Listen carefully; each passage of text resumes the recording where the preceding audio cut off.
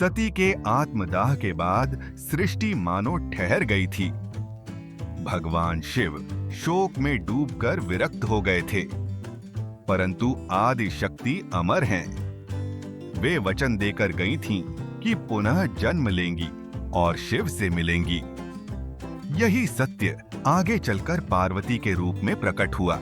हिमालय के राजा हिमवान और रानी मेना ने कठोर तप किया था।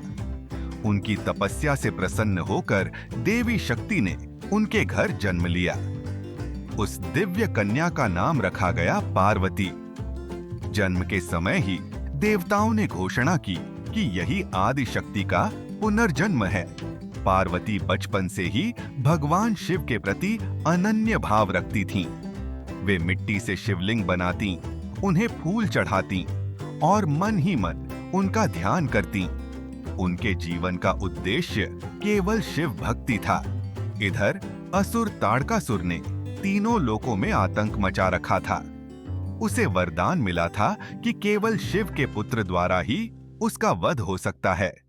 लेकिन शिव सती के वियोग में समाधि में लीन थे। देवताओं ने प्रार्थना की कि पार्वती ही शिव को जागृत कर सकती हैं।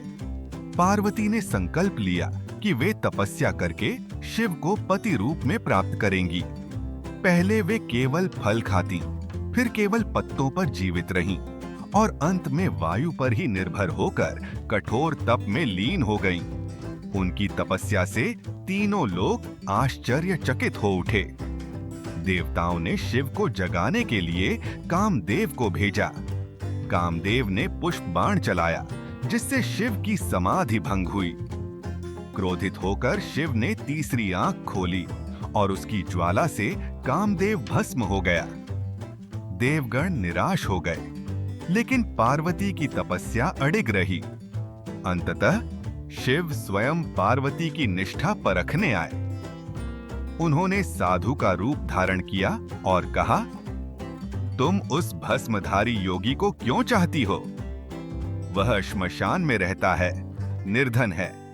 पार्वती ने दृढ़ता से उत्तर दिया, वे साधारण योगी नहीं, वे ही जगत के स्वामी हैं। मैं केवल उन्हीं को अपना सर्वस्व मानती हूं।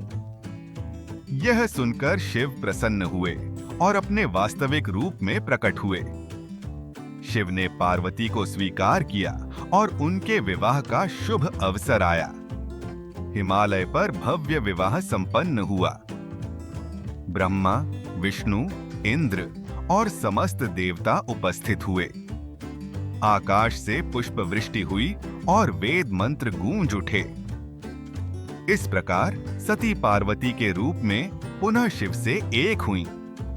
यह कथा हमें सिखाती है कि सच्चा प्रेम और भक्ति मृत्यु से भी परे है।